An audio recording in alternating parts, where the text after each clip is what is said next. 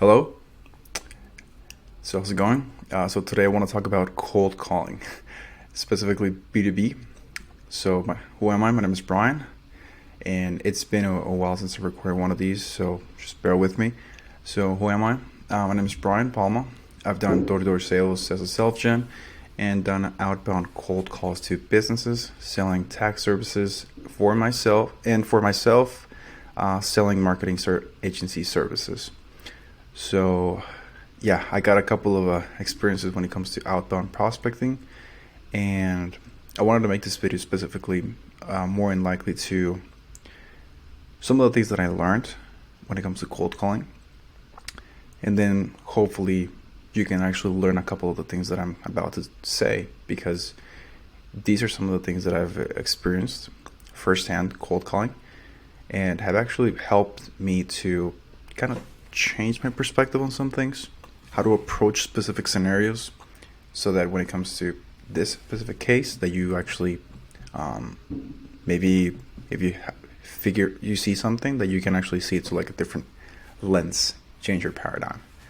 So if you don't know me, I'm the guy that just posts solar content and just sharing my journey through like entrepreneurship, as well as sharing some tips in sales that have helped me progress to get better at the art of sales. And hopefully, after this really long year of just completely diving into sales, now in the skill of marketing. So yeah, let's dive in. So two tips. Phone sales are different from door-to-door sales because door-to-door sales you have the advantage of like using your hands, your hands, like your facial expressions, like, hey, how's it going, miss? How you doing today? You can take them for a walk when you're going door to door. You can show them something, like you have like a folder. You can show them a folder. It is much harder for somebody to tell you no when they're right in front of you. Like when they're sitting across from you. It's way harder, but you have like a lot of leverage when you have that. So, but when you're selling over the phone, I've noticed that it is much harder to make an impact on the person you're speaking to since you only have your voice. And it's been like really frustrating to see sometimes that sometimes I fuck up on the tonality, or sometimes I don't ask the right questions, so I lose the engagement of the person.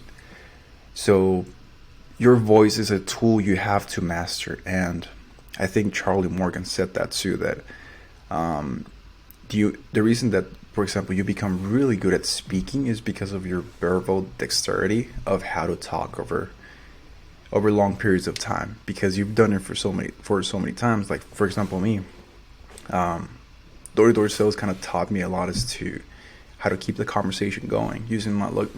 Like I said, like right now I'm using my hands, but like I'm not really using it that much because recording. But using your hands for longer periods of time, or just using your voice to convey a point, an idea, kind of helped me out to that.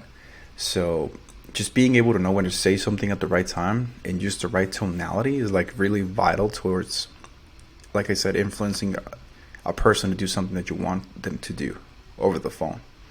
And you're gonna realize that over the phone sales is like, it becomes easier the more you do it, but also you start to realize certain things that you maybe didn't realize before.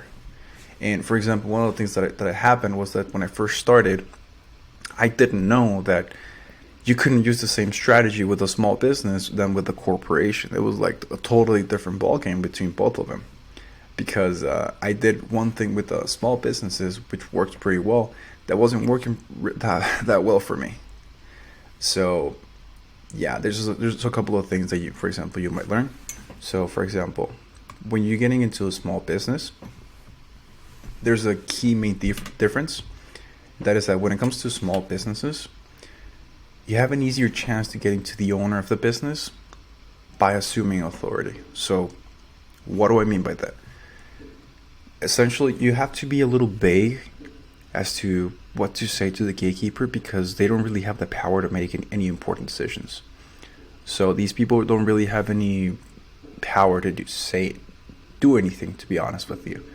So it's important just to get to the point. Like, you don't want to be around the bush. I've seen some people that do cold calling. They want to speak with the gatekeeper about everything. And then automatically the gatekeeper knows that, oh, this is a salesperson. I mean, that you might be nice and everything, and you can follow up with them eventually. You can get to somebody else. But the key is not to waste time. The key is just to get on the phone, get to the point. If they're not there, okay, that's fine. Can you send me the voicemail? Or if not, is there a different time that they'd be available? Or how do you call it? Like, hey, can I take a message? All right, so yeah, no problem. Actually, do you have his phone number? I can just call him like right now. You know, certain things like that. So the way we essentially get to the gatekeeper through the gatekeeper is by speaking as someone that sounds important. So someone with authority that is also a business owner. And that way we assume authority over the call and we have the ability to get through. So this is what I mean, for example. So good afternoon. This is I don't know, a construction. My name is Chelsea. Michelle, how can I help you today? Good morning, Michelle. Is John in right now? I need to speak to him about something. What's it regarding? And then you basically state something specific that you're calling regarding to. So I don't know what it is that you're selling. For me, when it came to tax services, I had to speak with the owners or the accounting departments. So I would just say, I need to speak to the accounting departments regarding tax debt or anything like that. I don't know, if tax debt or like credit, I don't know. Or marketing agency services, which would be like basically having to do with the bottom line.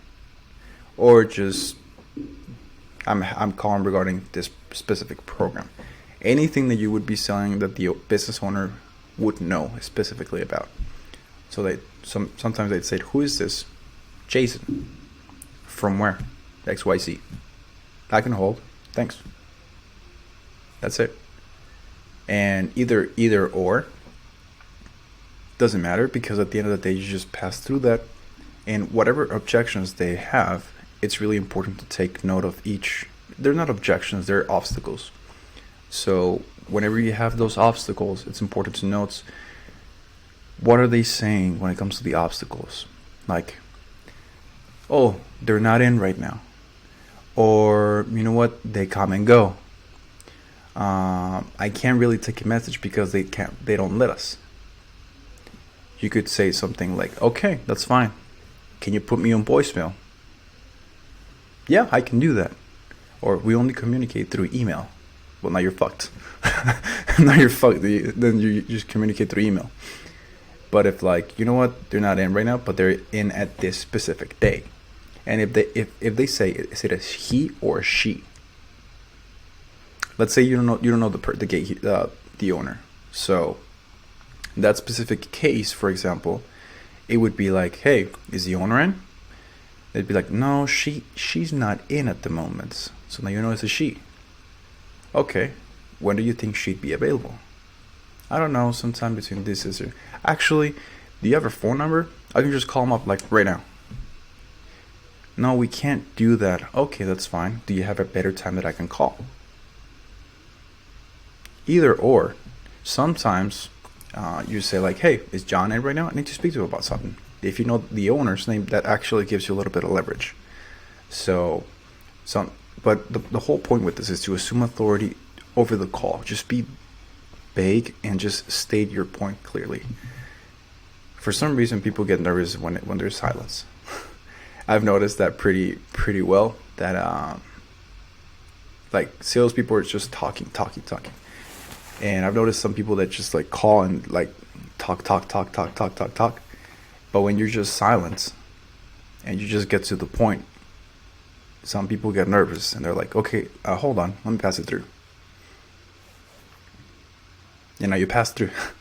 And with small businesses, it's more easier because it's mainly just one person in the front desk, and then there's the owner, and then you can just talk to anybody there, which makes it easier.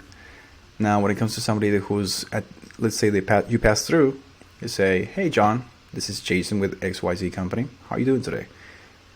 So, good, and yourself? I'm great too. So, the reason that I'm calling is the specific thing business owners should know about. Do you have anybody that handles that at the moment? That could be a good opener. Or, hey John, I'm going to be honest with you. I do want to pitch you something. Do you want to give me 20 seconds or hang up now? And I like this one a lot better. It's just straight up. With this one, it's like a little bit of a discovery. They might want to rush the call with this one, but with this one, it's just like you're straight to the point. Give me 20 seconds or just hang up now. And they might say, you know what? What is this? What's this about? What's it regarding? Or ha ha ha ha ha. Then objections. So, but yeah, so the whole point is to get to the decision maker and get to the point. Like, you don't want to be around the bush with people. Just straight to the point. And once you go straight to the point, what's going to happen is that they're going to ask you questions after you pitch. After you pitch and you ask them for what you are looking for, they're going to have questions. Once they have questions, that's when the objections come. And with the objections comes the conversation. So that's really important because at the end of the day, you're talking with a person. And you want to have a real conversation with these people because you want them to remember you. And as long as you make a really good conversation, good connection, and you know what you're talking about, they're going to remember you. And then the next time they talk to you, they're going to be like, okay, what's the next step? That's the power. So, but now, I know you want to get to the main point, which is the meat and potatoes of the big dogs, which is the corporations. So, how to handle corporations? Here you can't do the thing that I just did. Like, hey, is the owner in? I need to speak to him about something. You can't. That's not gonna fly through because there's a lot of chain of command. And if you knew the person that makes the decisions, you wouldn't have dialed the franchise phone number, or you wouldn't have said that because there's a lot of chain of command. You will get destroyed when you say something like that, like the example of the gatekeeper framework in small businesses, because it just doesn't work that way with big corporations. So here you gotta be blunt with people and tell them where you're from, who you are, and to give them a reason. Give them a reason for your call. And it's gotta make sense. And it's gotta be specific to the person that you're trying to talk to. Whether it's the CFO, accounting, HR, payroll, that you can eventually get through. So, because other people have sold B2B, other people that have sold B2B will tell you the same thing. It's different when you sell to corporations than to a small business. It's easier to get to the person that makes the decisions with a small business. With corporations, you have to follow up because you will not get to the person that makes the decision on the first call, unless you're a G and you get lucky. But unless you're that, that's not gonna happen. And even less if you don't know the name of the owner. So yeah, so the person, when you call, what's gonna happen is that they're gonna refer you to somebody else who is probably not gonna be the person you want to talk to. So the key is to tell them where you are from, who you are, and to give them a reason for the call. So for example, they're going to be the gatekeeper. Good afternoon, ABC company. My name is Michelle. How can I help you? Actually, this is Jason. Actually, yeah, this is Jason. I'm calling the specific thing business owners should know about. Is the owner in? You know what? He comes and goes in a meeting. We don't know. Is he in? We don't know if he's in. Can I have your name and email? Or they might say like, or what department are you looking for? If you don't say the owner, anything else.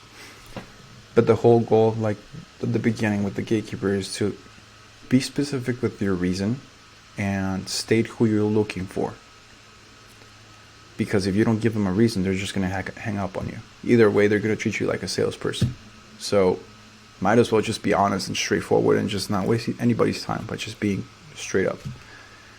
So whichever one they give you, the goal is to get to the person that makes the decisions. So, and if on the first try they want to take a message, you can just ask them to send you the voicemail. And when they send you the voicemail, and when you speak with them, you'll find out like sometimes they say like, hey, actually this is Jason and I'm calling a specific thing that the business owner should know about. do you know who would be the best person to speak to on that? And they might say, oh, that's Fred. Now you know the next person. And let's say the next time you speak with Fred, and he's not the person that you're talking to, but he says that, you know what, that's actually John. Now you know the next person. So the next time you call, you ask for John, and it gets easier. So the whole point is to hop around with all the people, like hop, and find out who's the person that you gotta talk to. Eventually, you're gonna have to speak to a lot of people sometimes when it comes to big corporations, and when that's the case, you might speak with everybody at the company. Like for real. Sometimes you'd speak with everybody. And at the end of the day, it was just like, hey, Chelsea, so I spoke with everybody at your company. My name is Brian, and I do want to pitch you something. Do you got 30 seconds? And, you just start pitching. And if they like what you say, well, come to questions. You give them the answers. It becomes a conversation. And you get to know more about their business. And it's important to have the right tonality and knowing which questions to ask at the right time. Because sales is just about asking questions. The better you are at asking questions, the more they can reveal. And the more you reveal about yourself too, the more they're inclined to talk to you about who they are. And more than anything, because you wouldn't like to give your information to somebody who you don't know. But the more you speak to these people about your company, what you do, and you start telling them who you are, they'll do the same thing to you. They'll give you some information too, and you can play with that, and you can eventually make an appointment or make a sale, whichever one. So either way, once you essentially, they start to give you like some gatekeepers specifically. Once they start giving you like any obstacles, like he comes and goes in a meeting, we don't know where he is in, can I have your name and email? This is when the skill comes in, where you have to know what to reply depending on the obstacles they throw at you. So one of the really good exercises to do when it comes to objection handling is how to learn it, because it's a different skill too. You write down all the objections and list of the obstacles they throw at you and memorize them. So you have a rebuttal next time you talk to them. So they might have a lot of rebuttals. Obstacles. But you start realizing that they're kind of similar and they're kind of the same. And you start noticing a pattern. And once you notice a pattern and study it, you're like, oh shit, they told me that. I have a rebuttal for that. But like I said earlier, the whole point is to get to the person that makes the decisions, because what you don't want to do is chat with the gatekeeper. Just get to the point and move on. You're not in a call to make friends. You're there for a reason, and that is to get to the person you need to talk to. So yeah, the importance of actually getting to the point and not wasting time. And then when it comes to decision makers, once you get to that person, I've seen a lot of times that they either answer with their name or just hello for some reason. And sometimes they transfer you and you don't even know who you're talking to. But let's say you do know who you're talking to. Hello? They say, hello? Hey, John? Yes, this is him. Hey, John, this is Jason with XYZ Company. I'm going to be honest with you. I do want to pitch you something. You got 20 seconds? And if you're quick with that, it's just like, yeah, what you got? Or ha ha ha. Then they'll let you pitch. Or sometimes they might not even give you 20 seconds. So like, hey, I want to. You're like, oh, you know what? I don't have time right now. You could just be like, I know. Great. Or actually, a really good one that I actually got is like, you know what? I don't have time to talk right now. Can you call me next week? Got it. Call you next week. Give me 20 seconds right now. Just being a little bit aggressive, because once you're there on the phone with them, might as well just talk to them right there and then. Like unless they're like, you know what, I'm really busy. I have a meeting really right now. I just came in to see what it was about, but I need to get back, or anything like that. Or if there was let me remember. It was Yeah. Can you call me next week? Yeah. Got it. Call you next week. Give me 20 seconds. And you know what? They might say, you know what, man? I'm not interested. Got it. I understand. I know you were not interested before I called you. But let me ask you this. You got 20. Just give me 20 seconds. If you don't like it, I can just hang up on myself. And you kind of push through, bro. Because you're already there, so might as well just keep pushing through. And once they like gave in for those 20 seconds, make sure it actually lasts 20 seconds. Or any way you actually open up. But just go through with it and make it simple. But the main point is that I want to get across is that you need to get to the point. Don't beat around the bush and get to the freaking point. It's really important because business people don't have a lot of time on their hands. They're busy people, and at the end of the day, business people don't hate salespeople. They hate shitty salespeople. So as long as what you got is valuable, and you know what you're selling is valuable, people will actually listen to you. And one key thing to keep in mind is that once you get to the person that makes the decisions, they might not like you, if I'm being real with you, but they'll respect you because you actually got to them. And that is something that nobody can take away from you. Getting past everybody else is kind of tough. So, not every time, but like, there's a pretty good chance that you can eventually, once you get to them, that they'll let you talk. Because honestly, being a salesperson is fucking hard. But eventually, once you get to how it works, everything starts getting easier, and you eventually start getting to the point.